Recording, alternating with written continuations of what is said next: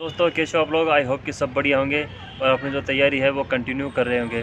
दोस्तों जैसा कि हमने पिछली वीडियो में बात की थी कि जो नेक्स्ट वीडियो अपना होगा वो होगा आपके जो है मेडिकल को लेकर।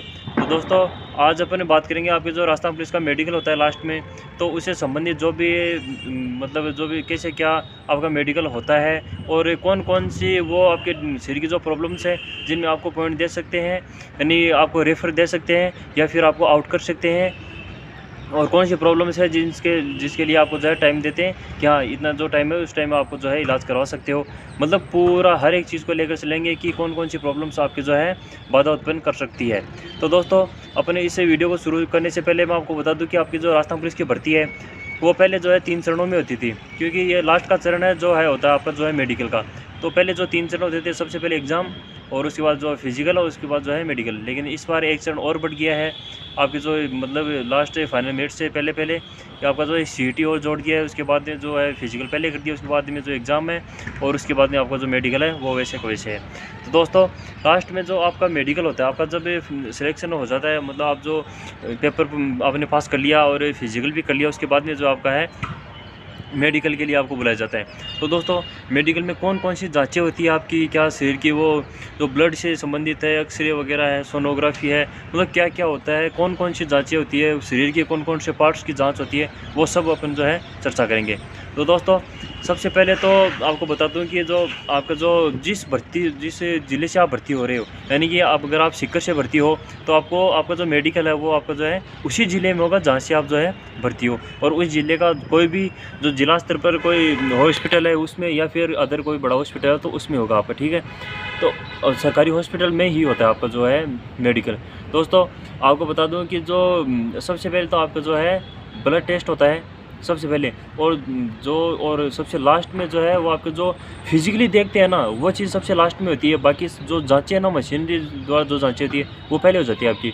तो सबसे पहले होता है आपका ब्लड टेस्ट होता है। ब्लड की जो CBC होती है आपकी ब्लड की बीमारी से संबंधित, उसमें पता लग जाता है कि कोई ब्लड में कोई बीमारी तो है तो नहीं, जैसे शुगर वगैरह होती है, BP वगैरह होती है, कोई भी अगर अदरवाइज़ कोई भी बीमारी हो तो ब्लड से जितनी बीमारी को पता लग सके वो जो है इसमें CBC होती है।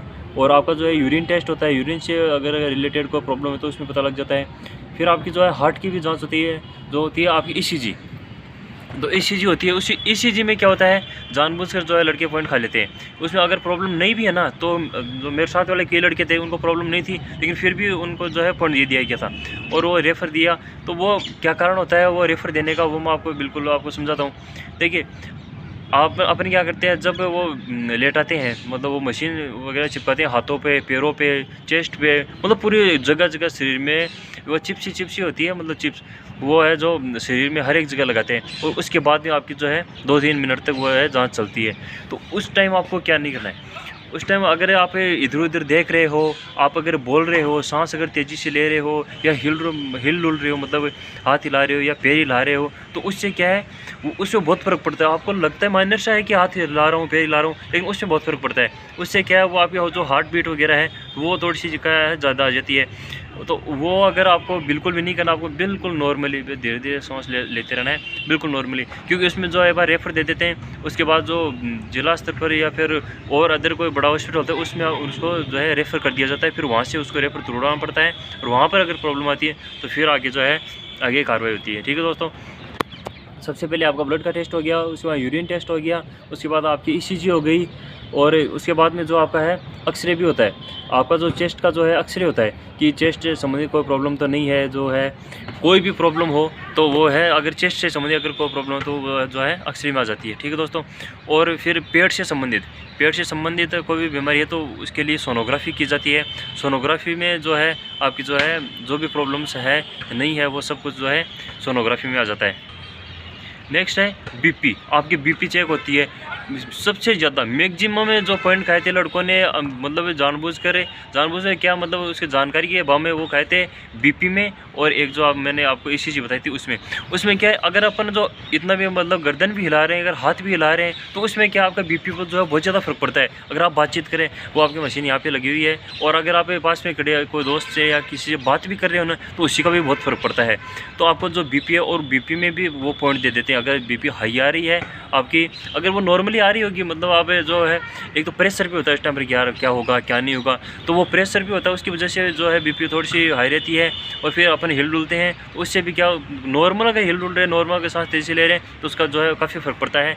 तो वो आपको बिल्कुल नहीं करना, नॉर्मली आपको बैठना है। बीपी में भी पॉइंट देते हैं और उसके चक्कर में क्या है आपके 3-4 दिन ख़राब हो जाते हैं, आप परेशान होते हो, इधर उधर भटकते हो क्या, और मतलब आप पैसों वैसों के चक्कर में पड़ते हो। तो बिल्कुल किसी के चक्कर में नहीं पड़ना है पैसों वैसों के, और जो है आपको बस सावधानी रखनी, सावधान रखोगे तो आपको मेडिकल में कहीं कोई दिक्कत नहीं आएगी। ठीक है दोस्तों। और नेक्स्ट ये जो शरीर की जो जांचें है, जो मशीनरी द्वारा है, ये जो है ये जांचें होती है आपकी, ठीक है। और उसके बाद में जो प्राइवेट पार्ट से संबंधित होती है, और आपकी जो हाथों का जो बैंड वगैरह देखते हैं, ये नोकनी वगैरह देखते हैं, जो मतलब शरीर का जो बड़ा जो ढांचा है ऊपर से देखने का, वो क्या है एक मेडिकल का बोर्ड गठित होता है। वो मेडिकल का बोर्ड बैठता है, उसमें जो है हर एक अलग अलग विशेषज्ञ बैठते हैं उसमें, और वो जो 6-7 जो डॉक्टर्स का वो है बोर्ड बनता है, और वो एक एक बंदे को बुलाकर जो है उनका वो बिल्कुल फिजिकली चेकअप करते हैं। उसमें क्या होता है, सबसे पहले बुलाते हैं तो सबसे पहले एक जो डॉक्टर होता है वो सबसे पहले जो है नाक के चेक कर लिया, ठीक है, मतलब नाक है और कान, वो एक मशीन से होती है, उससे वो कान में डालते हैं और उसमें लाइट वगैरह तो होती है, वो क्या मशीन होती है, उससे जो है आपके जो है कान वगैरह चेक किए जाते हैं। तो आपको बिल्कुल भी हाँ जाने से पहले कि कान वगैरह साफ़ कराते हैं, तो वो क्या है मतलब नॉर्मली जाने से 7-8 दिन पहले करवा लो, वो क्या लाल हो जाता है, साफ़ करवाते हैं आप वो प्रेशर वगैरह से, तो वो तुरंत करवा के जाते हैं, लाल हो जाता है, तो वो उनको लगती है कि कोई प्रॉब्लम है इसके, ठीक है। तो आपको करवानी है तो वो 5-7 दिन पहले ही करवा लेना, 1 हफ्ते लगभग पहले ही, ठीक है दोस्तों।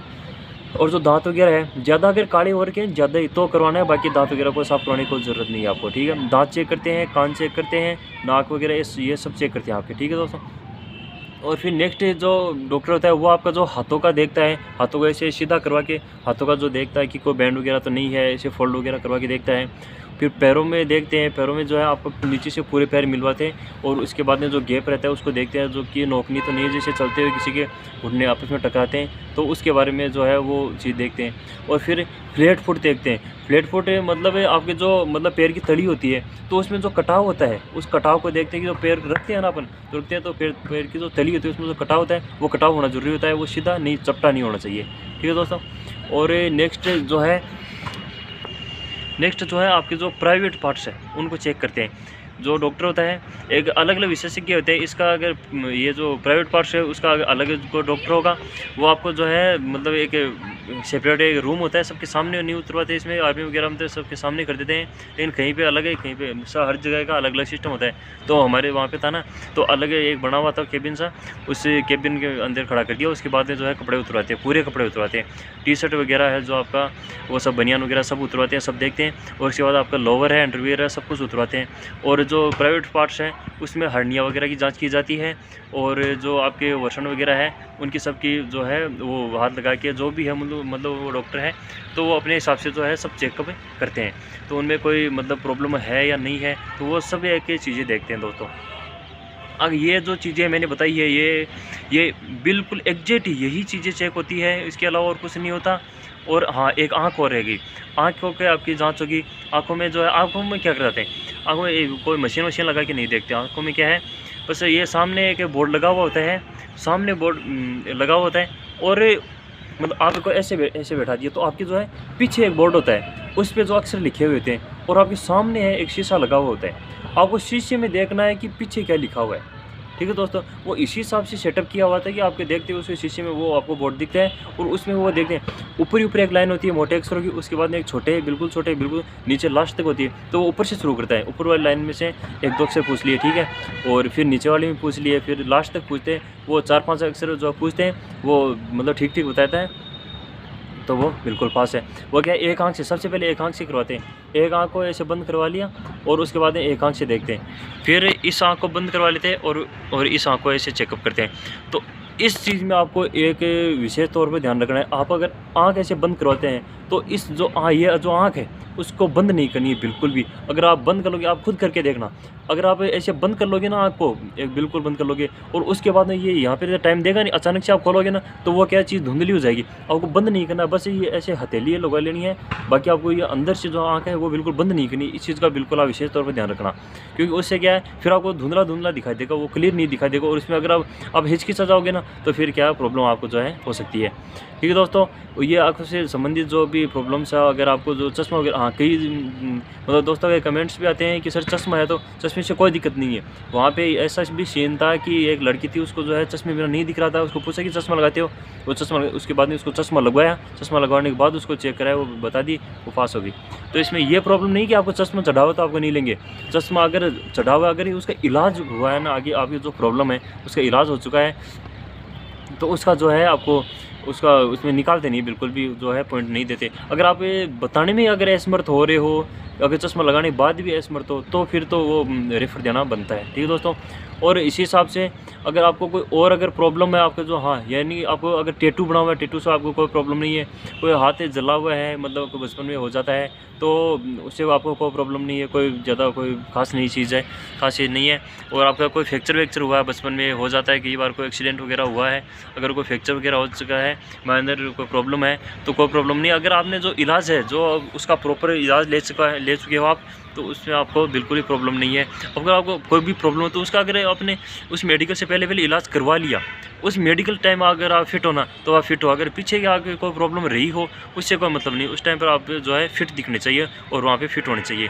और बाकी मेडिकल को लेकर आपको बिल्कुल भी चिंता करने की ज़रूरत नहीं है, क्योंकि मेडिकल में यही है जब ज़्यादा चांस की मतलब किसी को भी नहीं निकालते। बाकी लगभग जो है आपको मेडिकल जो है राजस्थान पुलिस का सबसे ईजी मेडिकल होता है। मेडिकल को लेकर आपको बिल्कुल भी चिंता नहीं करनी। अगर आपको कोई भी प्रॉब्लम है बिल्कुल भी चिंता नहीं करनी है, और मेडिकल को लेकर तो आप बिल्कुल निश्चिंत रहिए। और बाकी जो आपका फिजिकल है तो आपको पता, आपको स्थगित हो चुके हैं, तो आप जो है दिसंबर लास्ट तक आपके जो फिजिकल होंगे, तो आपको तैयारी बिल्कुल नहीं छोड़नी है। तैयारी धीरे धीरे करते रहिए, रोज़ के 3-4 किलोमीटर भागते रहिए और हफ्ते में एक बार लॉन्ग रनिंग करिए। ये स्ट्रेटेजी बना के रखिए। सुबह के टाइम में 3-4 किलोमीटर रोज़, 3 किलोमीटर रोज़ भागते रहिए, और हफ्ते में एक दिन ऐसा है, मतलब कोई भी एक दिन चूज़ कर लो जिसमें आप जो है 6-7 किलोमीटर रनिंग कर लो, लॉन्ग रनिंग। और शाम को जो है आप नॉर्मल वर्कआउट है, नॉर्मल जो वार्म अप वगैरह वो कर सकते हो आप। ठीक है दोस्तों, और जो एग्ज़ाम की तैयारी, अभी से एग्ज़ाम की तैयारी शुरू कर दो दोस्तों। ये मत सोचना कि पहले मैं फिजिकल कर लूँ, उसके बाद में जो एग्ज़ाम की तैयारी करूँगा, उसके बाद ही मैं पेपर मतलब तैयार करूँगा, मेरा जो सिलेबस है, तो ये बिल्कुल नहीं सोचना, टाइम नहीं मिलेगा। ये फिजिकल तो आगे किसी की है, लेकिन जो एग्ज़ाम है वो उसी टाइम पर होनी है। मैंने आपको बताया था आपकी एग्ज़ाम जो फरवरी मार्च में आपकी जो एग्ज़ाम है वो हो जाएगी, तो वो आगे नहीं जाने वाली है, ये आगे हो गया। ठीक है, और जो 15 गुना की लिस्ट है वो मांग तो कर रहे हैं कैंडिडेट से, और अगर वो ट्विटर वगैरह पे ट्रेंड भी चला रहे हैं, तो क्या पता विभाग इसको जारी भी कर सकता है। तो आप जो है उसी का वेट करते हुए मत रहिए, आपको तैयारी कंटिन्यू रखनी चाहिए। और बस ये अगर आपको मेरी ये जानकारी अच्छी लगी है तो वीडियो को लाइक करना, और चैनल पर नए हो तो सब्सक्राइब करना। और अगर कोई भी डाउट्स हो इसी से रिलेटेड, इस भर्ती से रिलेटेड, चाहिए वो एग्ज़ाम हो, फिजिकल हो, मेडिकल हो, कोई भी अगर डाउट हो तो आप मेरे को बिल्कुल बेझिझक कॉन्टैक्ट कर सकते हो इंस्टा आई डी पे, जो मेरी Insta I D her video में मेंशन रहती है। थैंक यू दोस्तों, जय हिंद, जय भारत।